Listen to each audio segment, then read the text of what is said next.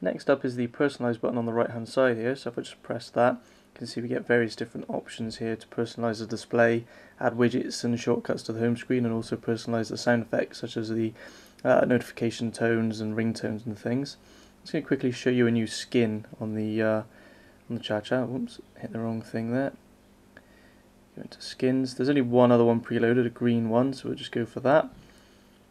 You can see it loads up, sort of takes a few seconds to load up. You can see immediately it's changed the background to a green themed background.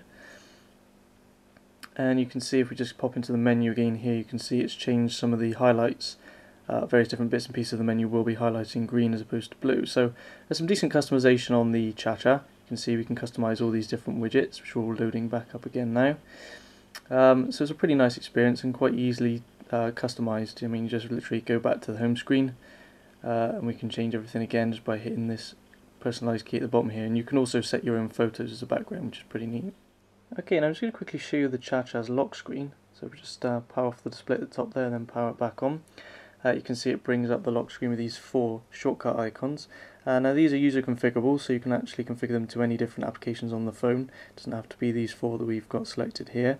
And then to quickly open any of these straight from the lock screen, you can just literally drag them down into this ring at the bottom and it'll immediately open them straight up. So it's quite handy if there's some functions that you need to use quite quickly and quite often. You can map them to those 4 keys. You can see as we exit out the application though, it does just go back to the main home screen and it is unlocked. So it doesn't relock the screen for you once you've finished using it.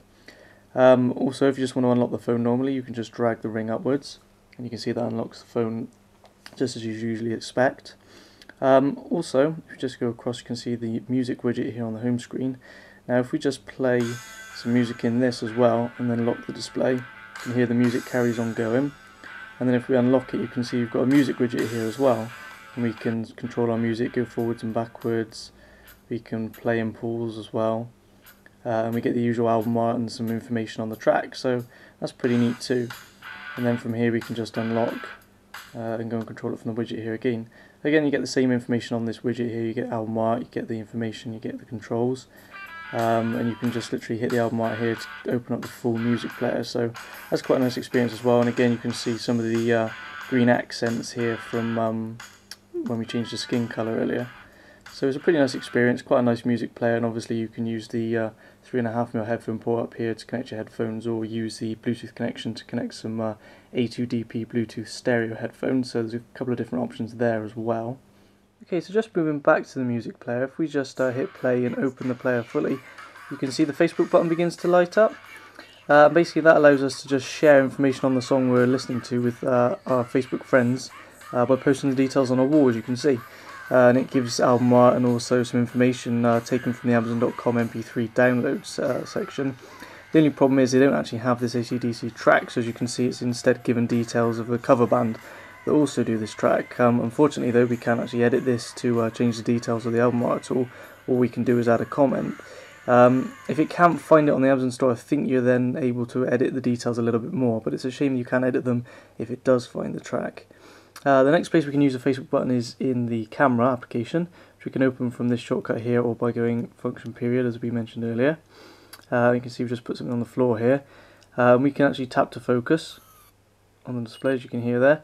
We can use the button on the screen here, or you can see the Facebook buttons illuminating again, letting us know we can use that. Or we can just hit the camera key here, and that'll take the picture, as you can see. Then we get this share option at the side. And you can see if we hit that, we get options to share via Facebook, via Bluetooth, via Flickr, Gmail, regular email, SMS, Twitter, or Picasa. So it seems to have a lot more options if you actually use that share key than if you use the Facebook button. If we go back to the camera now, we can actually just take a photo and upload straight to Facebook just by pressing the Facebook button. You can see there, and it will straight away bring up a dialog box that will actually upload to Facebook. You can see upload to our wall, upload to various folders in our Facebook profile, and you can actually choose which folder it goes to, choose who sees it, and also add a tag and a description. But obviously it only gives you the option to upload to Facebook, so it seems rather limited. I mean, it seems like the share key actually does a lot more than the Facebook button does. Whilst we're in the camera application, you can see we can also switch to video. And again, if we just do a quick video, here there, just by hitting that record button, it allows us to start recording, and then hit again just to stop. And then again, the Facebook button was flashing, it was just off the screen there, but if we actually go into the gallery now, it should light up again. There you go. And there's our video. We can just hit the Facebook button now, and it'll upload that to Facebook. So it's another way where it can be quite quickly used. Or alternatively, you can see if we just hit the screen, yet again we get this share button here. We can share via various different services. Again, we can use Facebook, or we can upload to Flickr, again with email or SMS, or even upload to YouTube. So again, the share button seems to have a lot more options than the Facebook button does, so it seems to make the Facebook button a little bit redundant, which is a shame. You also get all the usual settings that you get with the camera, so white balance and ISO and various different things like that, as well as things like geotagging, face detection. So it's quite a nice sort of selection of settings available within the camera. Next we're going to move on to the internet browser though. Right, so if we just open up the web browser from this shortcut here, we can just straight away tap in. You can see the Facebook button lighting up already, even just at the Google homepage. But if we just tap in the Mobile Burn website address here, let's try and do that around the camera. Not the easiest thing to do, although the keyboard is very good for quickly tapping in addresses. We're on a Wi-Fi connection at the moment. You can see it's loaded up the mobile site very quickly. If we just go to the full site, one of the downsides, it seems to always load up a very zoomed in page, so you just get sort of this small section. I'm not sure why it doesn't load the usual zoomed out page that you get with most smartphones, but you can quite easily zoom out just by pinching to zoom. And you can see it's loaded up most of the page already quite quickly. It's just some flash content around the sides here, and at the top that it's just taking a little bit longer. There you go, that's just popped up now. So it's got full flash capabilities. You can see it's just this one video that seems to not work on some of the HTC devices that's popped up there, but otherwise load up most of flash content. Everything seems to be formatted correctly and as it should be. As I say, you can pinch to zoom. You can also double tap to zoom, and it'll try and reflow the text to the best of its abilities. You can see it doesn't quite always get it completely right, but it seems to do a relatively decent job. The only thing is, you can only view obviously the web page in this orientation. You can't view it at all in portrait mode like you can with other handsets, but really you wouldn't need to. I mean, probably landscape is the best sort of way to view it on this sort of screen, because even in the fully zoomed out view you can't actually read the text on a landscape screen like this. It's still very, very difficult. The screen isn't really a high enough resolution, so it's better to have it sort of in landscape mode, zoom in a bit, and then you can read the page a little bit easier.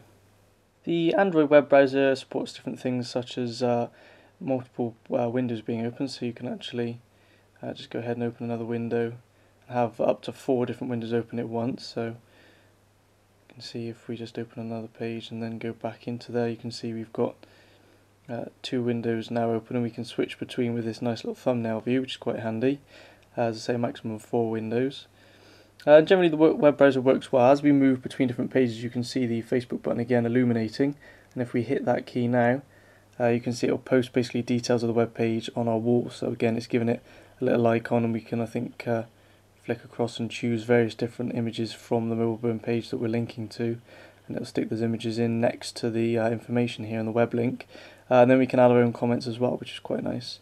So that function I find is a bit better than some of the other functions that the Facebook button offers, and obviously there's no real share button otherwise, so at least there you've not got sort of a duplicated function in having the Facebook button there. The last place that you can use the Facebook button is just on the home screen from here. So if I hit it now, for example, you can see we just get to post to our wall, and we can just do a quick sort of status update.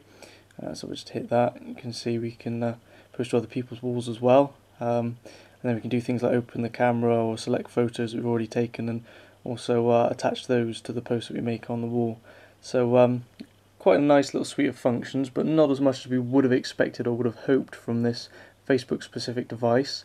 Overall though, it's a really nice handset. I really do enjoy the keyboard. It's quite nice to have this sort of BlackBerry form factor with an Android handset with a full touchscreen as well. So I quite liked having that. The camera is quite poor though on the back, which is a shame. And obviously it's a lower spec handset, but obviously that means it should come in quite a bit cheaper than some of the higher spec handsets that we've reviewed recently. So if you're in the mood for a social networking handset for Facebook with some decent hardware and a nice full hardware QWERTY keyboard, this is probably a good phone to look at. So that's a quick review of the HTC ChaCha. I'm Russ Jeffers from mobileburn.com.